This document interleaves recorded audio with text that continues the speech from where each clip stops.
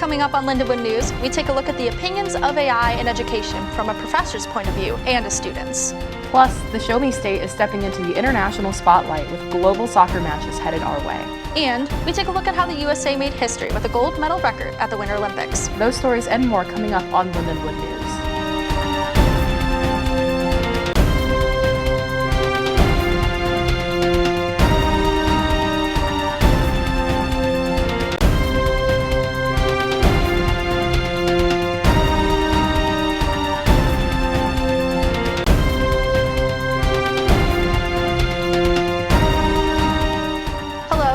Welcome to Lindenwood News. I'm Nicole Schaefer. And I'm Kay Copeland. The place of artificial intelligence in the classroom has been a hot topic ever since platforms like ChatGPT and Gemini in particular have exploded in usage in the last 3 years.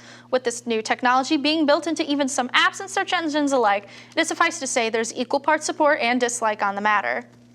But it is important to distinguish generative AI, assistive AI, and general algorithm sorting. Generative AI creates content based upon prompts submitted by a user. It is supposed to create original content, having been trained on various online and print material. Assistive AI is like having an extra hand to help with tasks. The goal of this is to help with automation of various tasks and routine. Lastly is general algorithms. The purpose of these is to analyze material on small data sets. It carries out instructions based on a specific task. Some say the use of artificial intelligence has no place in a classroom, as it makes students less intelligent with each use, not to mention harming the environment. While those in support claim it helps to simplify complex topics in a way that makes sense to them. It can search for articles on topics normal internet searches fail to yield. In order to learn more, I spoke with Professor Dr. Plate in the English department and Blythe Ellis, a student, to see what their stances are. Dr. Plate also shared a unique view as he teaches courses on the usage of artificial intelligence and English composition. We should be trying to figure out how to get AI into as many classrooms as we can, wherever it may be useful. He also mentioned that for him, AI helps him to think things in a deeper manner, and it could hopefully help students to do the same.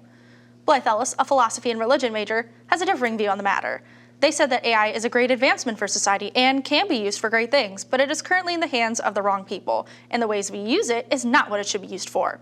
Official Lindenwood policy states that the usage of artificial intelligence must be dealt with using caution and responsibility. For now, it is up to professors to create guidelines for how much AI can be used in class and for students to weigh on the risk of using AI in homework. Soccer, or football if you're talking to the rest of the world, is about to take center field here in Missouri. For a state already known for its sports loyalty, Lindenwood athletes say this is a whole new ballgame. I'm really excited for it. I think that it just builds a connection with me and everyone, the whole community around us. This year, Arrowhead Stadium will host 6 matches during the World Cup, and in 2028, St. Louis's Energizer Park will see soccer knockout rounds during the Summer Olympics.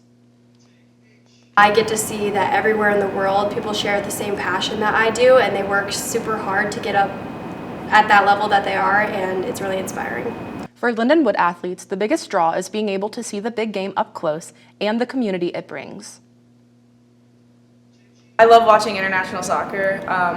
It's always high level. It's different from just watching straight American soccer or college soccer. So it coming here at the international stage and at both men's and women's, I think it'll be a great opportunity for people just to connect with soccer and get more experience on how it is outside of the U.S. As world-class talent prepares to kick off in Missouri, local athletes say the impact could last far beyond a single match. The Winter Olympics in Milan, Italy, have officially wrapped, and Team USA is headed home with a new gold medal record. At the game, USA earned a total of 12 gold medals, surpassing their previous record of 10 gold medals at the 2002 Salt Lake City Winter Games. If there was one place Team USA truly shined, it was on the ice, highlighted by unforgettable victories. Alyssa Leo's good gold medal performance made Olympic history, but it's her striped hair that's turning heads right here in St. Louis. The Olympic champion, known for her powerful jumps, fearless style, and honest personality, stopped by a local salon for her signature striped hair and says her style is about a lot more than just fashion. Before taking the ice on the world stage, Alyssa Leo made a stop for a St. Louis hair colorist, Kelsey of Kelsey Styles Hair, to refresh her now signature striped look. The gold medalist says she plans to let this one grow out while speaking with reporter Coy Wire.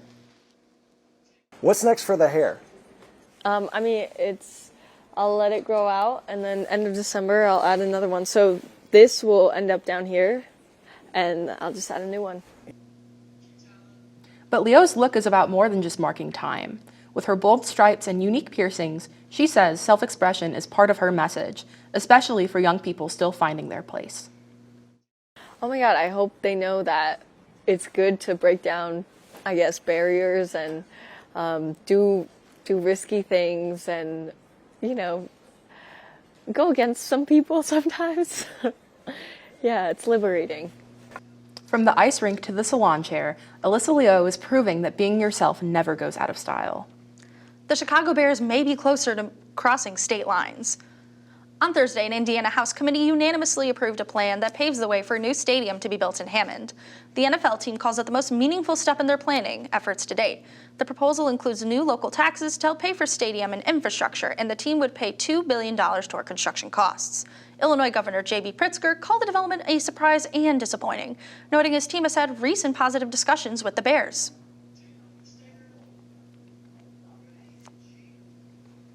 In national news, a Texas judge exonerated 4 men incarcerated for murder 26 years ago in Austin, Texas. Michael Scott, Robert Springsteen, and Forrest Wellborn have been cleared in what is known as the yogurt shop murders. Maurice Pierce's name was also cleared, but he is deceased.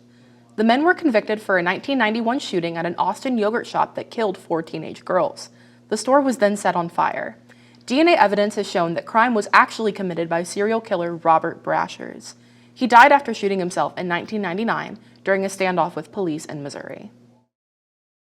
Mr. Robert Springsteen, Mr. Michael Scott, Mr. Forrest Wellborn, and to the family of Maurice Pierce, it is hereby ordered, adjudged, and decreed that the charges against you are dismissed with prejudice. The exonerated men are now entitled to seek $80,000 in compensation for each year they were behind bars. This Black History Month, we want to remember an often forgotten American hero, an enslaved man named York, who journeyed with Lewis and Clark from Missouri to Oregon to explore the new American territory.